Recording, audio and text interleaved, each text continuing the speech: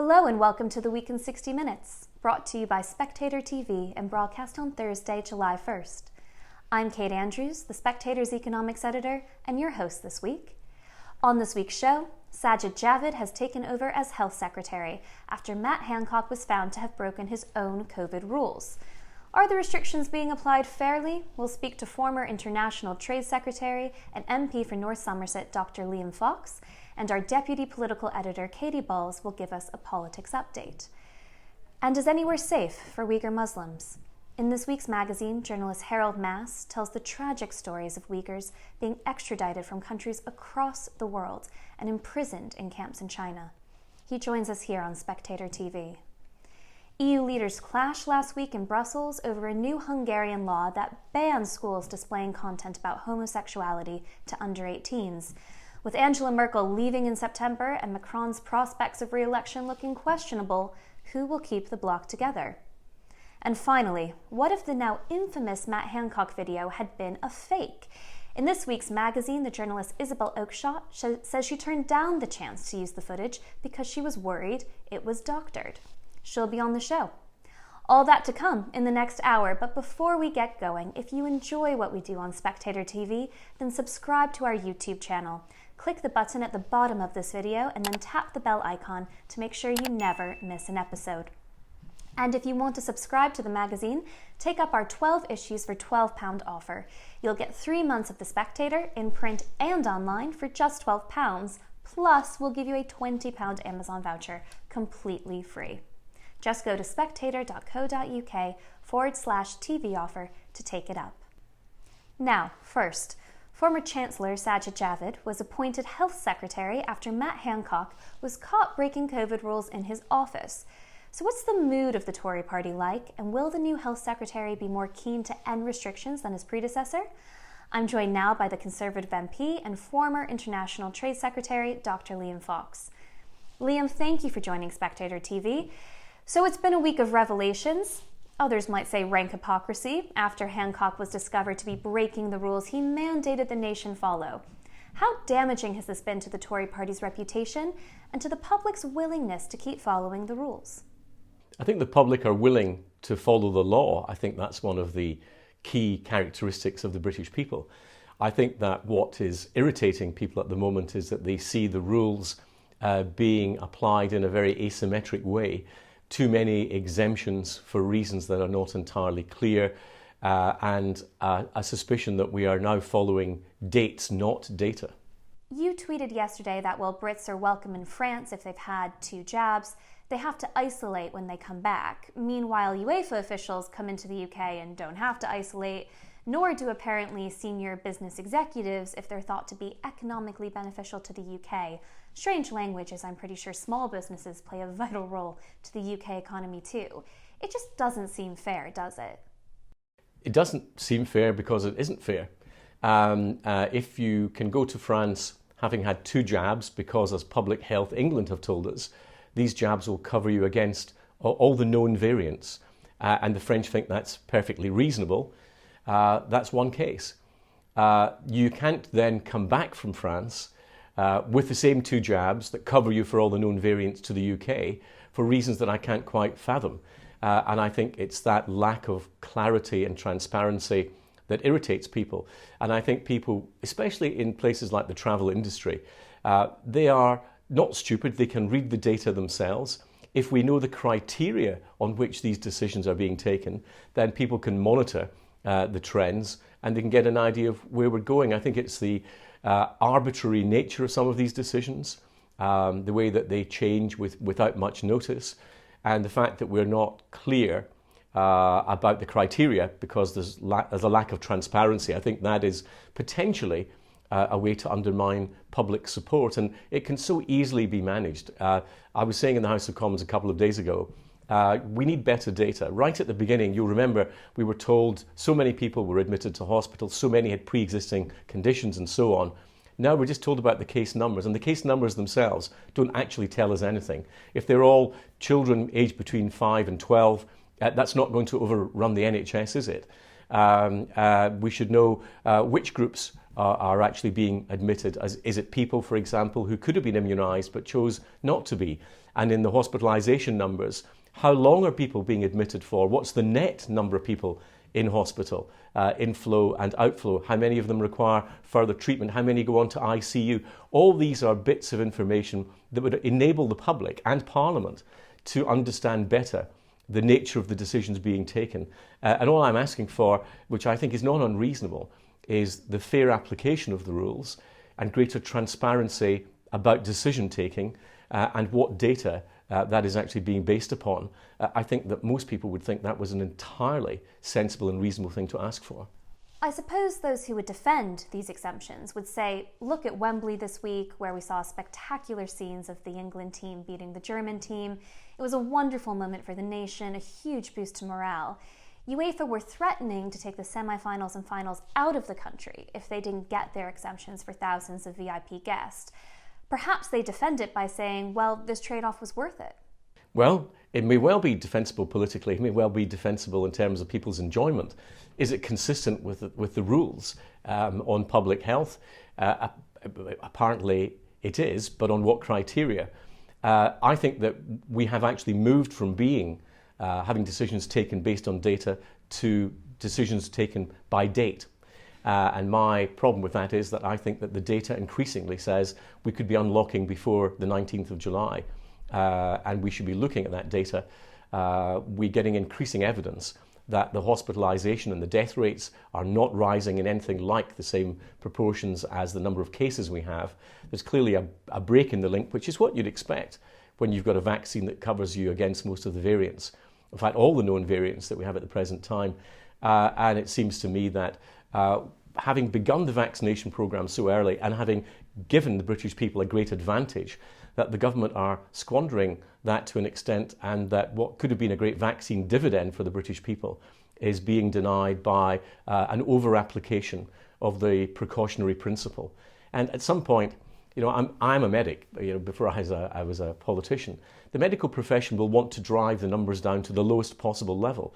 That's not the same aim as the government. The government needs to be to make sure that there's not a higher level of infection than there needs to be at a level that's consistent with the opening up of the economy, the maintenance of people's jobs, the running of the health service to a more efficient level, dealing with some of the groups left behind, getting our children back to school, and making sure that our families and friends can be reunited, because that's a vital part of our social and mental health. So the government's aims have to diverge from their medical advisors' aims at some point. I think we're at that point.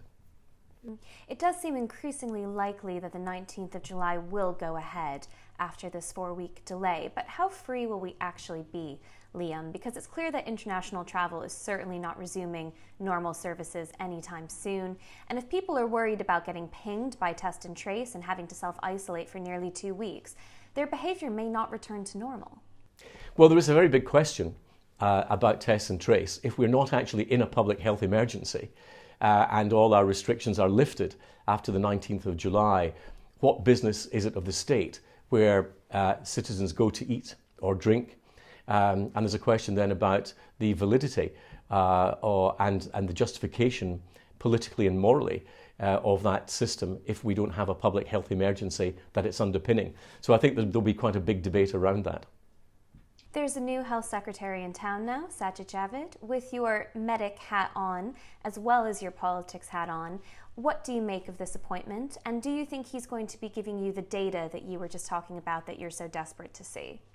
Well, he did say in an answer to my question in the House of Commons that yes, we would see more data. So that would be a great thing. In fact, I think it's a good thing all round. The more that we can show why decisions are taken and people can understand the data and empirical basis for decision making, the more there's likely to be acceptance of those decisions. So I hope that we get that. We are entering a different phase, and it's a chance for Sajid Javid to make his name, I think, as Health Secretary by taking the public and Parliament more into the trust of the government. And I think that would be a good thing all round for the public, for Parliament and for the government. You also said in the comments this week that Parliament needs to be taken in confidence. I think you're hinting at it here, but to what extent do you think that the government has been ignoring its backbench MPs during this crisis?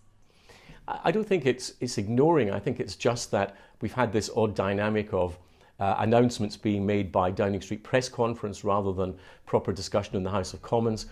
We don't have proper debates in the House of Commons because the system's being altered because of COVID.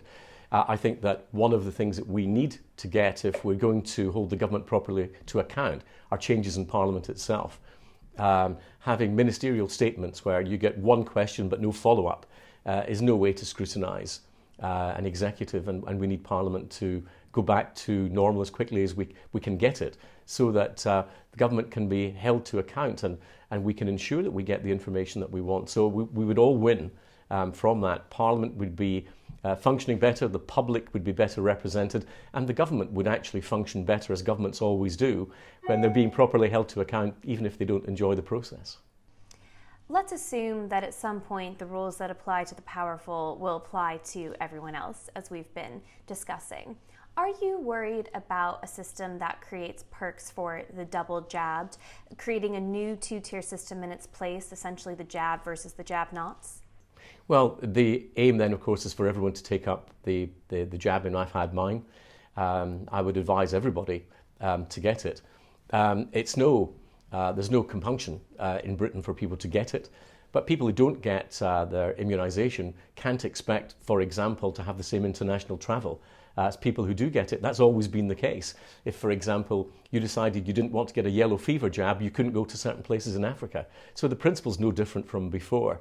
And I think that people are perfectly entitled, if they choose, not to get the jab. They should think about their own health, and they should think about public health as part of their civic responsibility. But if they choose not to get it, that's their right, but they also have to understand that with rights will come responsibilities and consequences.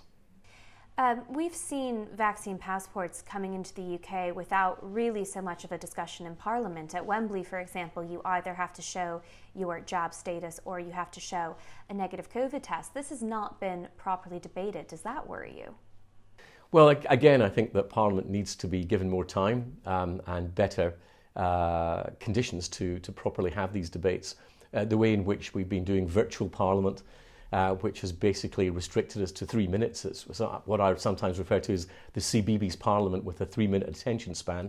I think that needs to change, and I think we need to be able to discuss these things more widely and in more depth than we can with the time limits that we have at the present in Parliament. So that needs to change.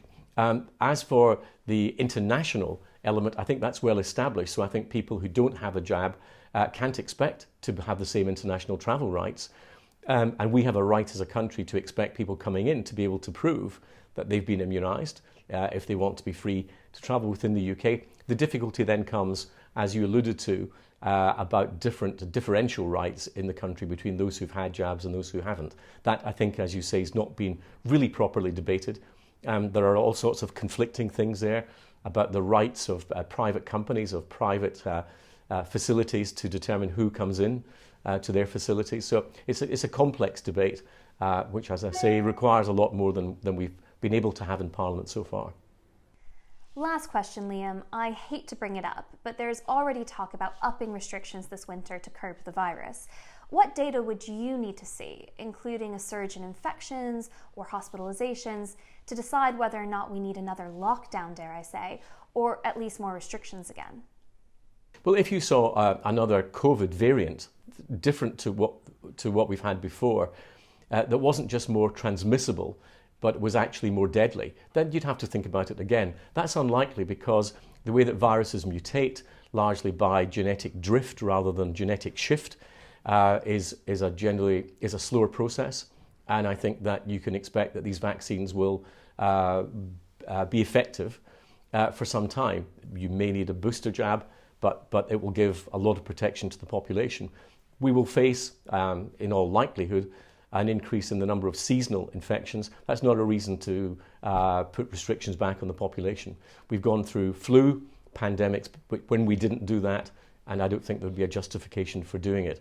And I think governments have to be very, very careful that they don't use the justifications of a public health emergency to restrict our freedoms and then apply that to conditions which cannot really be described as public health emergencies, but are more an inconvenience. I think we have got to be very clear about our differentiation in those cases. Liam, thank you so much for joining me. Pleasure, thank you. And I'm now joined by the Spectator's deputy political editor, Katy Balls, to react to some of that and to give us our Westminster update. Katy, it could have been a very difficult week for the Conservative Party given the scandal that was revealed related to its health secretary. But it seems the appointment of Sajid Javid has calmed things down. What are you making of it? Yes, I mean, I think the appointment of Sajid Javid as the new health secretary is very popular among Tory backbenchers, in part because Matt Hancock was not particularly popular amongst Tory backbenchers. There has long been a sense, particularly from lockdown sceptic Tory MPs, that Matt Hancock was the chief dove, the one pushing for the strictest restrictions. And clearly this is in part because his brief was health, as opposed to someone like Rishi Sunak in charge of the economy.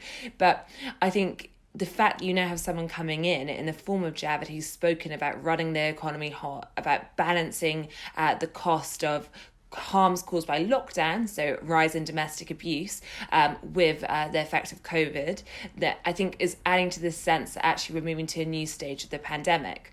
I think there's still some tricky questions for Boris Johnson. I think that you can see that opposition parties want to make hay from the fact that Boris Johnson initially stuck by Matt Hancock when those photos and later video emerged of him breaching COVID restrictions with his married female advisor. But generally speaking, in terms of the Tory party at least, is landed fairly well.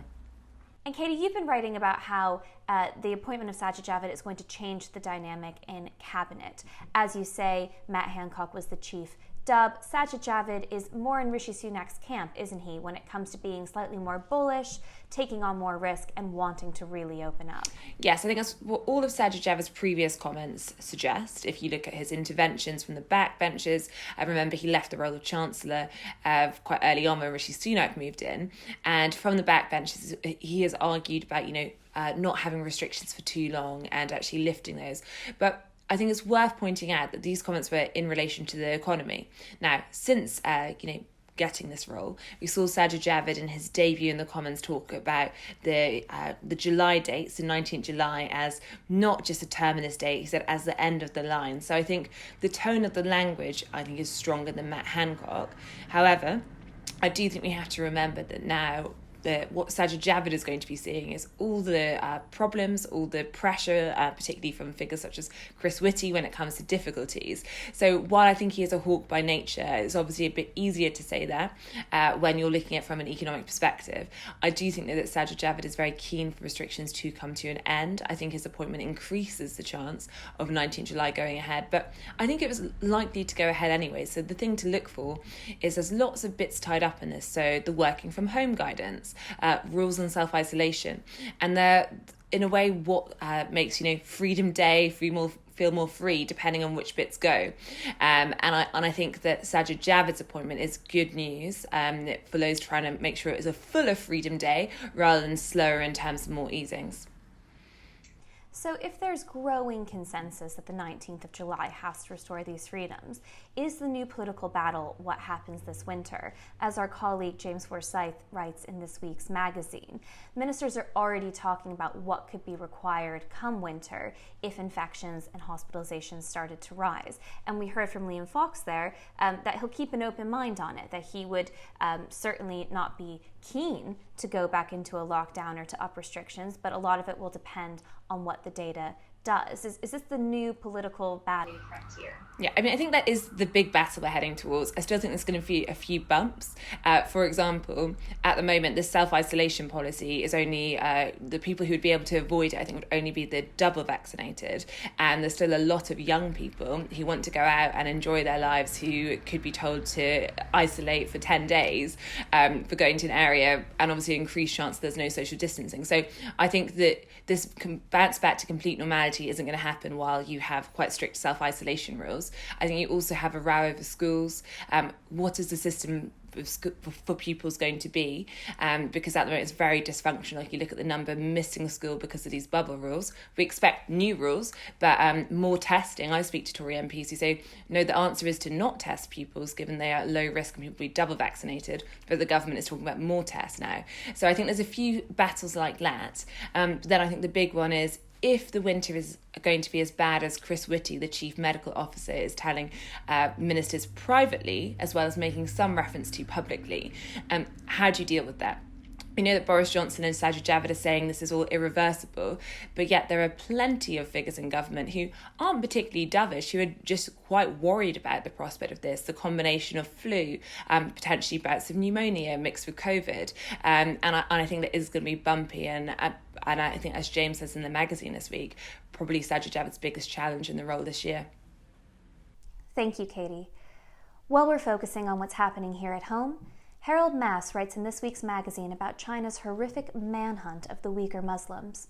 The minority group, which Beijing has been imprisoning in so-called re-education camps in Xinjiang, is now being hunted down by the Chinese Communist Party abroad, specifically in countries like Turkey and Dubai that were previously safe havens. Harald is on the show now. Harald, thank you for joining us on Spectator TV. In your piece, you write about how the CCP is following Uyghurs around the world and then imprisoning them, sending them back to internment camps in China. Can you tell us more about what's going on? Yeah, thank you. The campaign actually against the Uighurs, which happens in China, in Western China, it's already quite known. But what I think is interesting about this situation is that China is expanding the situation, and this massive crackdown and some say like ethnic genocide against Uyghurs now on a worldwide scale.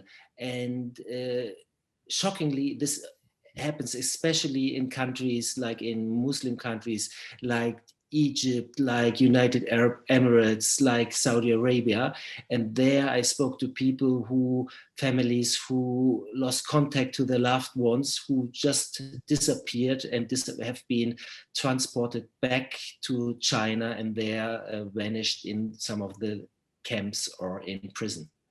And in your piece for the magazine this week, you detail some of those examples. What has the Uyghur experience been like? Experiences, these are not from my knowledge, and also from lots of interviews I did with Uighurs in Germany, in other countries, in Kazakhstan. These are not people who work politically, who agitate, who do any kind of work against China. These are just normal families who try to work, who in Dubai and do just normal work. And suddenly they get a call from the local police. In this case, it was in Dubai, a couple, and the guy was asked to report to the police station. He's been living in Dubai for many years, and there he was arrested. His wife had not a chance to talk to him again. She just saw him there, and a few weeks or months later he was extradited to China, and most probably has been there sent to an re-education camp, like hundreds of thousands of people there as well. So we're not talking about dissidents, we're not talking about political active people or whatever, we're just talking about normal families and people who just disappeared. In this case, the wife, she has not heard from her husband for more than 3 years. And of course, she talks to the Chinese authorities, to the authorities in Dubai, but she never gets an answer. And she herself had to flee as well, because this country became so dangerous for insecure for Uyghur people that she had to flee to Turkey. There's obviously no situation where these actions taken by the CCP would be justified, but this feels like an important point to emphasize. They're not just targeting those who are vocally opposed to the government or actively campaigning against it. They're essentially targeting any and all Uyghurs going about their normal lives. So in other words, absolutely no Uyghur is safe. Exactly. And if this would be only one case or two cases, you could argue maybe the Chinese government has some knowledge which we don't have. But I talked over the years to dozens of families mainly in countries close to China, in Kazakhstan, where the Kazakh people, same as the Uighurs, same from the region of Xinjiang, getting sent to these camps.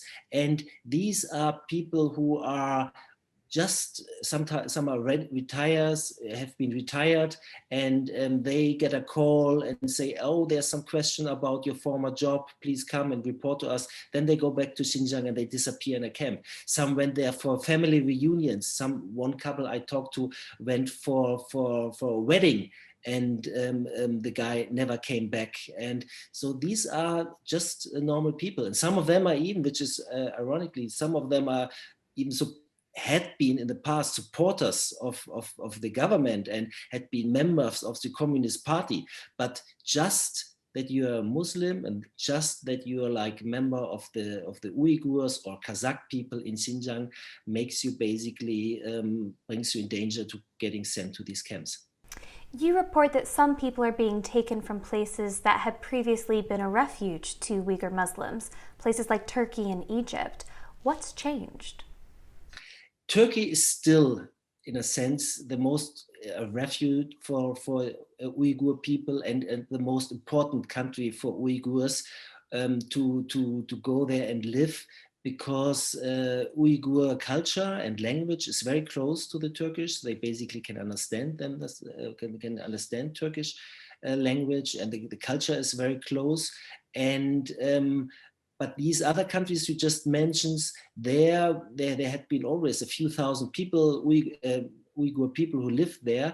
And apparently, and quite obviously, the Chinese government is using its power, its even growing economic influence and whatever means they have to put pressure on these countries, and lots of pressure, to extradite these people back to China. In some cases, Chinese police, people from the secret police from China have been coming to these countries, have been coming to Egypt, for example, and interviewing these people and questioning these people in the prison, and then before they've been sent back. So what is happening, that China is basically expanding its campaign against Uyghurs, which is happening for more than 3 years now in Xinjiang on a global scale. And the space for Uyghurs to live is getting smaller and smaller, because there are not so many countries left.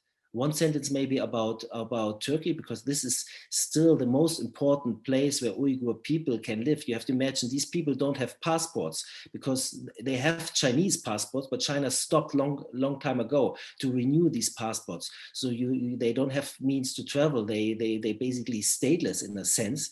And in Turkey, they've been safe, but now we can see there's lots of pressure on Turkey from the Chinese side to sign like some kind of agreements which would make Uyghurs, bring them in a situation that they've been sending them from Turkey as well to Xinjiang, to back to China.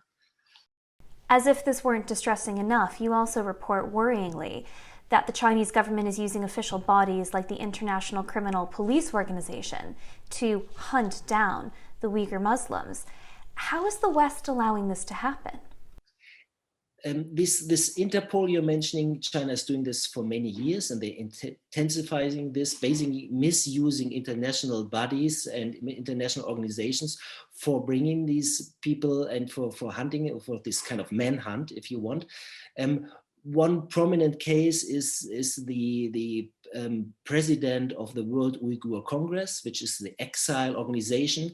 This is not a political organization. They are based in Germany, and they are this person, like Dolken Isa, who is the president, he was basically wanted for more than 20 years by Interpol on the request on China, and he was always, when he traveled, he was in danger that he would go to some country, even South Korea, and then they've been the risk of being sent back. The problem is that Interpol is an international organization, and they don't check what the member states, basically why they are hunting somebody or why they make a person like a wanted person.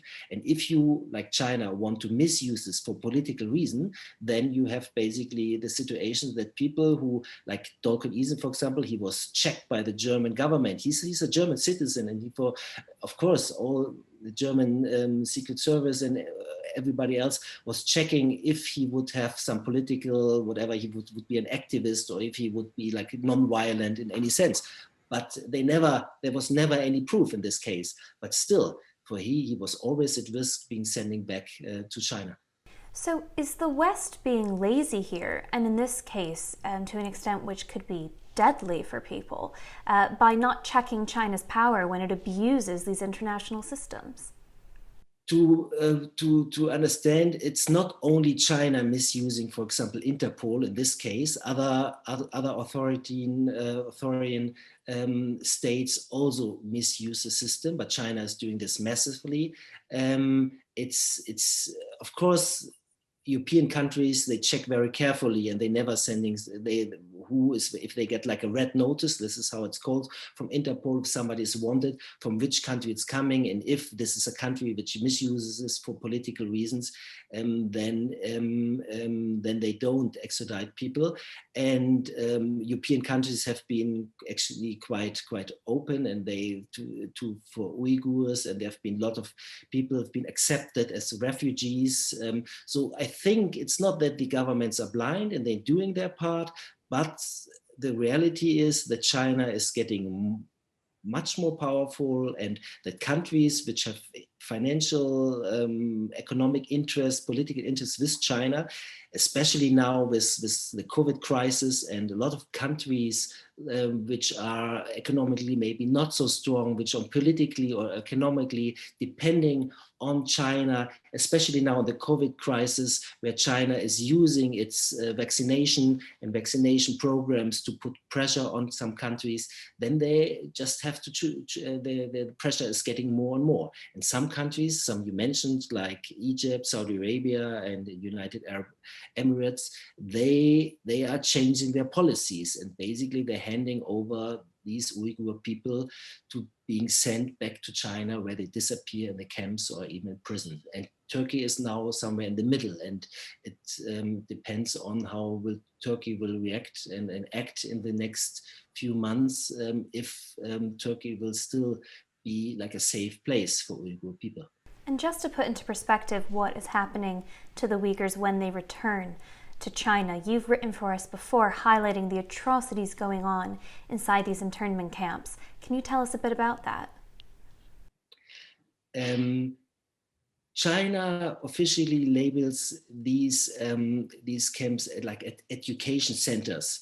In the beginning, when the first information came out about this camp system, China flatly denied that these camps are happening. But they are on such a big scale, and according to reports by experts of the United Nations, and which are quite credible, there are up to 1 million people being held in these camps. And so we're talking about a huge system of thousands of camps, like on a huge scale, which have been built up. And these camps are clearly visible through satellite images, some even through photos from outside, and of course by the reports of people who managed to escape, who have family members there. So we're talking about a huge, massive system. And in these camps, these people are very strictly indoctrinated. They are basically treated like criminals. They're not allowed to freely, of course, not to leave, but not even to talk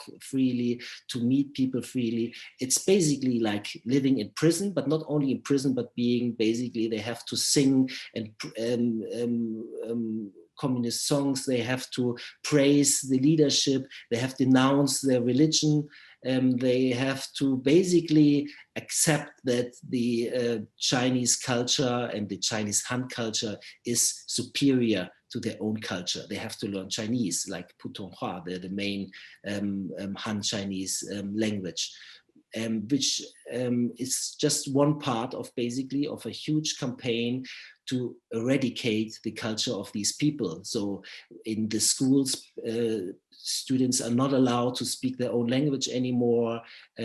People are not allowed to dress in a way they want. And apart from this, in whole of Xinjiang, and I managed to travel for a few weeks undercover through this region, And you have like police checks basically every few hundred meters when you're in the cities. You have visible police to shock the people and to scare them, to frighten them. If you travel to Xinjiang, and I've been based in China for more than 10 years, I've been to Tibet and other regions, but what I saw there is not comparable with anything else I've seen. In the end, it feels like a huge prison itself if you travel to Xinjiang. Last question, as we see more and more graphic reports like the one that you're highlighting, do you think pressure is going to grow on China to address this and to stop their attack on the Uyghur population?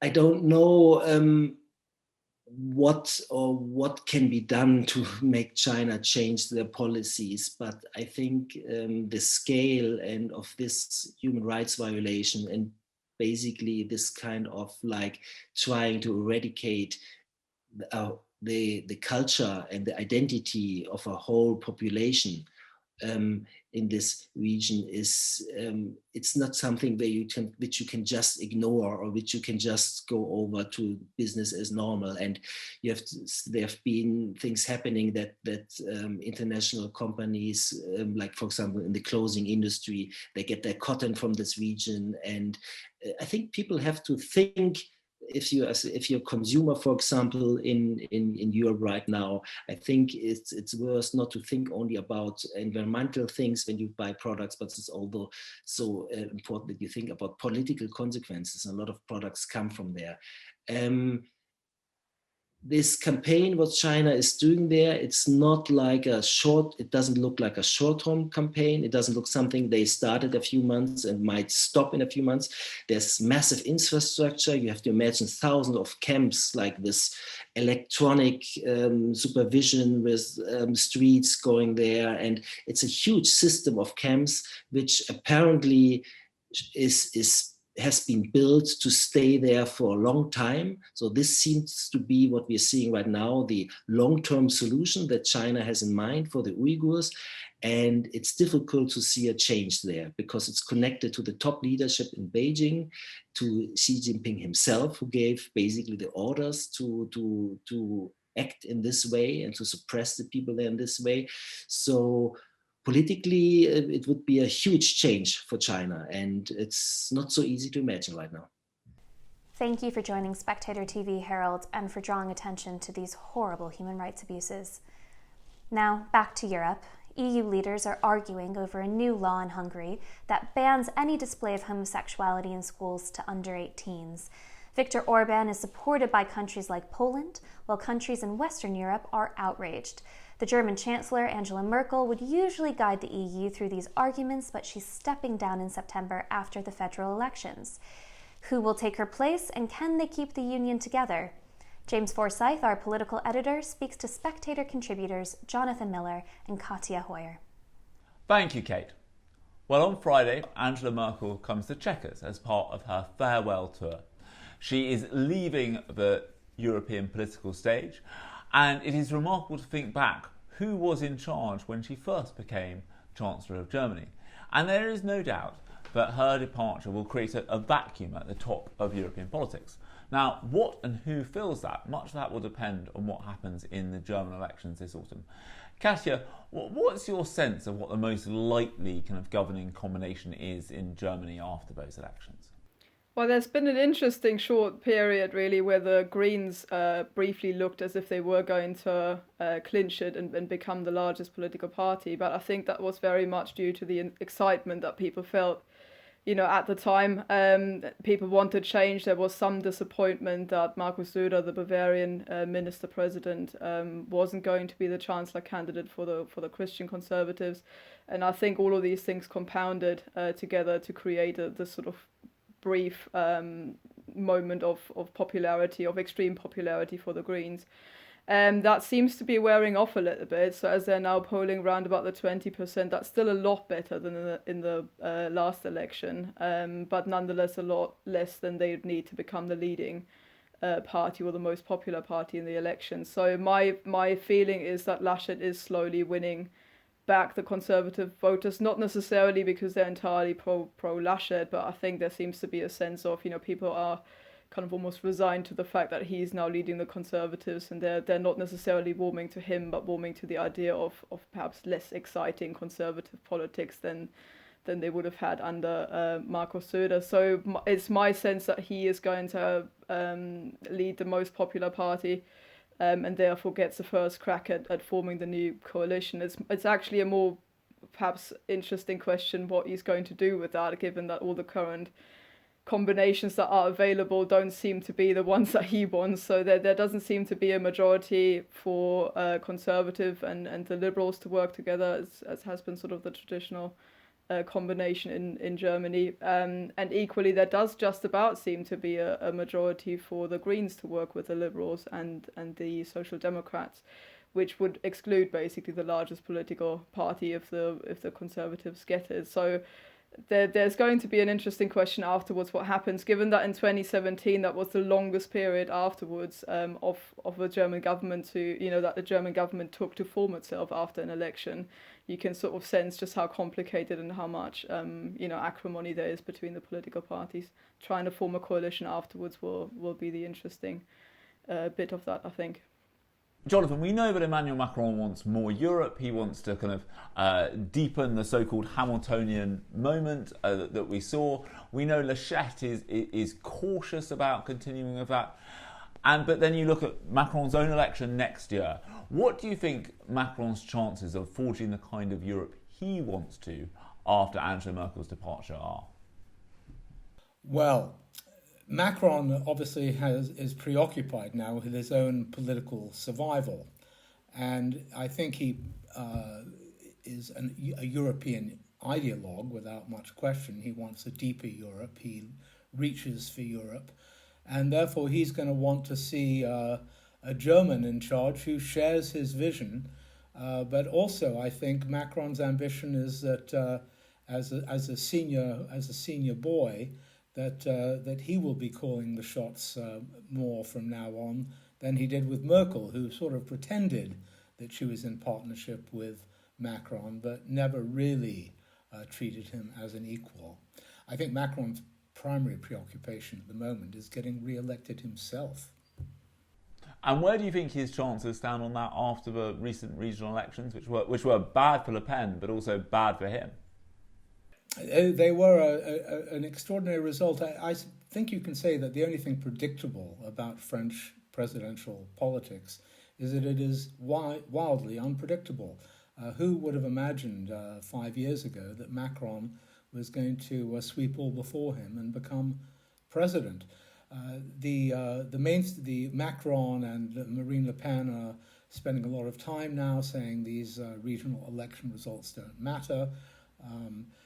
Macron's presidential majority and Le Pen's Front Rassemblement National both failed to carry a single department, and so they're now turning to blaming the voters for not showing up. But I think there is possibly a dynamic here, and that is that Le Pen, it's been assumed that Le Pen, who is certainly Macron's preferred opponent, was going to get through to the second round, where Macron would predictably defeat her. In fact, it's not by no means clear now that that's going to happen. There's a strong possibility that Le Pen will not get through to the second round, which could leave Macron facing a more conventional centre-right candidate who may not be eliminated, as François Fillon was last time, by a judicial process.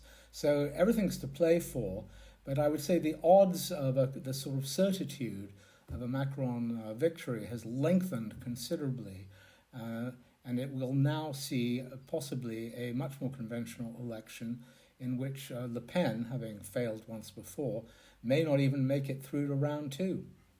Now, Katja, one of Angela Merkel's skills has been compromise. At lots of points in her chancellorship, the European project has appeared in real trouble. There was the moment when Greece almost left the euro, but Angela Merkel has found a way to kind of patch up differences and keep the show on the road. When you think of the European Council last week, and Mark Rutte saying that the Hungarians should leave the EU, Xavier Bettel of Luxembourg going after Viktor Orban over his new laws on homosexuality and teaching it in schools. How do you think these cultural fissures in Europe, are they going to deepen over the coming years? And how, who in Europe can kind of bring these two cultural sides together? I'm not convinced that can be done. I mean, I've always found Merkel's path of compromise quite, it was always going to be a temporary thing. And I think there was almost a sense in the German government that something would eventually happen, to solve this problem. And in the meantime, it's sort of hold out and try and bridge the gaps between the two. But when you look at, how hostile the response has been from the Eastern European states towards the felt sort of arrogance really of the West, and especially with Germany, the rhetoric has been quite, extreme from some of the leaders in Eastern Europe. I'm not sure that can be done in perpetuity by whoever follows. And I think to some extent Merkel has been able to get away with it simply because of her standing in Europe, because of the longevity of her reign, and because of the respect that she held within Germany. So as, for instance, within Germany, politics towards kind of Merkel's politics really, as the popularity of that waned, Merkel's own popularity somehow remained stable, and I'm not sure somebody else can pull off the same thing. So I think if you continued with politics like that, you'd run into problems within Germany, as well as in Eastern Europe, simply because what Germany is trying to do as regards to Russia clashes automatically with the interests of many of the Eastern European states. If you take the issue of the homosexuality laws introduced by Hungary as one example, there was very, very little indignation in Germany when Russia introduced very similar legislation in 2013. And there certainly has not been, anything like the outrage since about that. And Hungary, or the Hungarian people, are now, in a position where they're saying, why is it an issue when we do this, when it clearly isn't with Russia, and you continue to make politics with them. It's interesting that Baerbock, the leader of the Greens, has already said that she thinks cuts to Hungary should be on the cards for introducing a law like that, whilst basically the reaction from the Conservatives and also from the SPD, from the Social Democrats, has been a lot more cautious and muted. So I think a continuity candidate there, Laschet, would try and perpetuate a course of compromise in the way that Merkel has been doing it. But I'm just not sure he's got the personal gravity that Merkel had to pull that off in the long run. Jonathan, if I can finish with you, is your sense that the kind of European political landscape, who is going to succeed Angela Merkel as, the de facto senior statesman of Europe, that this won't really be settled until after the French elections next year, when we work out whether Macron has been re-elected or not, and we know who the new German Chancellor is? Well, I think it's all up in the air. I think Macron certainly would love France to be the senior partner. Of course, it's never going to happen. Germany is just economically too strong. His hopes that he can be an equal partner, never mind a superior partner, have probably evaporated because with Britain leaving, there's absolutely no counterweight to Germany, and Germany, no matter who the leader is, really holds the prime cards. So Macron's ambitions are for Europe. He has attempted to persuade Merkel to sign up to his European Renaissance. She signed a treaty with him in Aix-la-Chapelle, which was pretty meaningless. She's ignored him when it suits her. I imagine that he, with his European obsession, dreams of being some kind of new kind of Bonaparte or Charlemagne. But he's got a long way to go before he even retains the keys to the Elysee, and that's what's provoking conversation amongst my neighbours and the political and media elites in Paris, whether he can actually hang on. And I think these regional elections, given the huge kind of the abstention, which was really a kind of vote of no confidence in any of the above, but with not a single victory for Macron and not a single victory for Le Pen, are a wake-up call that they've got to get back on track. And then there's obviously the question of Mario Draghi of Italy and his desire to use his standing as a former head of the European Central Bank to shift European politics. Thank you both so much, and I'll hand back to you now, Kate. Thank you, James. Now, finally, let's return to the story of the week, Matt Hancock's resignation. A photo of him in his office first appeared in The Sun, but in this week's Spectator magazine, the journalist Isabel Oakeshott says she turned down the story because she was worried it was a fake. How did it get into her hands? What are the ethics of publishing something like this? And can video footage really be trusted in the age of deep fakes? Isabel, thank you so much for joining me. So you turned down the scoop. How did this happen? No journalist likes to miss a scoop, and especially not me, since I absolutely pride myself on being a scoop getter. And look, the reality is I screwed this up. I was sent a single still image from the CCTV footage of Matt Hancock about a week before the story ran in The Sun. And I looked at the image, and obviously since then I've looked at it multiple times, and my judgment was it wasn't Matt Hancock. It really did not look like him. That is still the case. It still doesn't look like him. Additionally, there looked to be something a bit funny about the image. It looked as if it had been slightly doctored. And look, there's a lot of rubbish doing the rounds at the moment. Journalists are always being sent weird stuff by crooks and cranks and conspiracy theorists. And, you know, your default position as a journalist has always got to be one of scepticism.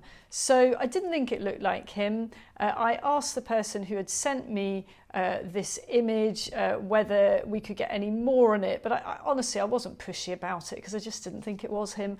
So you can imagine my chagrin when a few days later this appeared as an amazing scoop in The Sun. So you were sent this small, blurry photo, as you say in the magazine, by an important contact, and your immediate thought was, this is not the former health secretary. Did you think about trying to verify it, or were you just to yourself, no way, can't be the case? No, so, you know, the conversation continued with my contact in that we agreed that he was going to see if he could have a look at the full video, because my contact had only been sent that as well. And my contact was going to go back to the original source and say, yes, actually, we would like to see the full video. We're not sure it is him, but can we see the full video? And then we can take it from there. And the original source had said, yes, okay, no hurry, you know, and that was where matters rested. But, you know, mea culpa, I didn't push it. And, you know, honestly, if I showed you the image that I was sent, I think you would have absolutely agreed with me that it doesn't look like Matt Hancock. And, you know, it's only a fool that rushes in this situation and gets very overexcited and says, yes, that is definitely the apparently happily married health secretary cavorting with a foxy brunette in his office. Seemed pretty unlikely to me at that point. Was it unlikely as well because you thought there's no way that the person who designed and has been enforcing these COVID rules has actually broken them himself? Or are you quite familiar with the behavior of politicians over the years to know that sometimes they do design the rules for the public that they don't quite follow themselves? Yeah, really good question. I mean, I've known Matt Hancock for at least 10 years, probably more. He's not a personal friend, but I've worked with him professionally on all sorts of political stories and projects over the years in his capacity as health secretary and in other roles that he's had. And I have always seen him as a pretty straightforward type of MP. There are certainly MPs that I've put in the dodgy bracket. I'm not going to name any names, but there are MPs that I wouldn't have been surprised if they'd been up to all forms of no good. Matt Hancock is not in that category as far as I was concerned. So that wasn't what was going through my mind when I saw the image. It was simply that doesn't look like Matt Hancock. Had it looked like Matt Hancock, I would have, you know, certainly been quite open to the notion that he was doing something unexpected, because look, you know, this stuff happens. Politics is a very heady environment to work in. I've seen the way that people change when they get into Parliament. You know, there's something sort of quite strange happens when people become MPs. And the Westminster Village is just that. It's a village in a secure zone. And I think MPs sort of feel that they've entered a different realm when they're in there, and that different behaviours are perhaps more acceptable in some way, or they're less likely to get caught. And there's the whole power thing as well, the headiness of it all, and I think that can be quite difficult, almost impossible actually, for partners that are not in the political world to understand. It's very intoxicating, that environment, and if you are going home very late at night to a partner that is not part of that world, then it's really quite easy to see how you begin to lead quite separate lives. I'm not saying at all that's what happened in Matt Hancock's case. I wouldn't dream of sort of speculating on what happened in his marriage, but I'm just saying more widely, it is very, very difficult maintaining relationships for politicians because of the kind of uniqueness of the environment in which they work. You write that you only received a photo, no video footage. But even if you had, I imagine you might have been worried that it was a deep fake, as technology has developed to the point where you can create really convincing videos showing someone saying something or doing something that they've never done. This creates quite a journalistic conundrum, and it's going to require even more scrutiny on the part of journalists in the future, isn't it? Absolutely, and this stuff is getting so sophisticated. I'm on a number of lockdown skeptic WhatsApp groups, and some of them are entertaining and some of them are informative and some of them are slightly kind of creepy, and a lot of weird stuff goes on gets into circulation. And earlier this week there was quite a convincing fake, what to me was quite obviously a fake document, which purported to be an email from Chris Whitty, circulated to a number of people on Sage. It looked quite official, and as far as some members of the WhatsApp group were concerned, this could have been a real thing. Now, I as a journalist dismissed it instantly, although I have to say, since my little Matt Hancock embarrassment, unfortunately I won't be able to dismiss anything quite so casually as I did with him. And you're right, it's a minefield for journalists, because 99 times out of 100, if your instinct is telling you this can't be real, as a journalist, the story's too good to be true, it usually is too good to be true, it isn't true. But unfortunately, the one time out of 100, maybe it is true. So it's sort of quite resource intensive. It's not actually my day job to go pursuing these stories. I have a living to make doing other things. But if it is your day job, I think you could easily spend rather a lot of time verifying material and trying to work out whether it is or isn't genuine, or whether it's an extremely sophisticated fake. And there are now multiple inquiries going on as to how this footage was leaked. You were behind a story in 2019 that also led to big questions about how sensitive material is leaked. Kim Derrick, Britain's then ambassador to the US, calling Donald Trump inept and incompetent. Tell us what usually happens in these inquiries. Well, I don't think there really is a usual, except insofar as if the original source is lucky, what usually happens is that after an initial kind of enormous drama and fuss, it kind of goes away. So, each story is different. I've been the recipient over the years of a number of caches of highly sensitive information, and it really depends what category that falls into. If it's classified documents, it's clearly treated very differently to whether it's somebody's private emails. All of these, the publication of all of these raises quite difficult legal questions for newspapers, slightly less barriers of just putting something online, but nonetheless there are consequences. You can't just whack stuff onto the internet with no consequence whatsoever. So, typical course of an inquiry will be a lot of noise from number 10 on Downing Street saying we must look into this, and lots of huffing and puffing. And then, a sort of rather half-hearted inquiry takes place behind the scenes that ends up identifying precisely nobody. And it may well be that this is exactly what happens in the case of the Matt Hancock CCTV footage. So do you think there's a chance they'll find out who leaked the video, or do you think it's much more likely that this will remain a big question mark? Well, I actually don't really want them to find out who leaked the video, because I think that the person that leaked the video did quite a public service. I believe that they were motivated simply by wanting to expose what they saw as a hypocrisy of the Health Secretary, or the then Health Secretary's behaviour. I don't think, well, in fact, I can tell you for sure that this wasn't some kind of sophisticated or elaborate political plot. There were no cabinet ministers involved.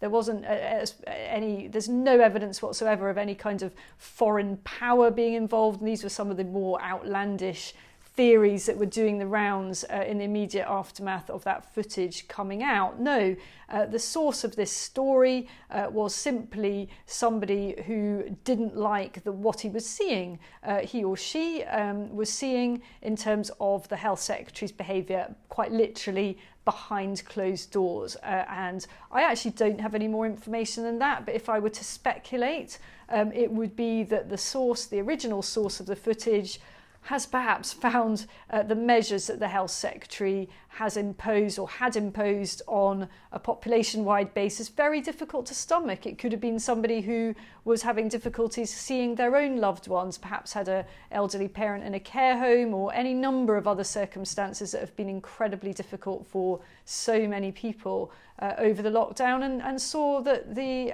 then Health Secretary was creating a special rule for himself and his mistress, and just didn't like the look of that. Well, to viewers at home, be sure to check out Isabel's article in this week's magazine. Isabel, I'm sorry that you missed out on the scoop, but here's... Wait for the next one. Thank you for joining Spectator TV. Thank you. And that's it for this week. If you enjoyed this episode, why not subscribe to the Spectator's YouTube channel so you never miss out? Just click the subscribe button at the bottom of the video and the bell icon to make sure you never miss an episode.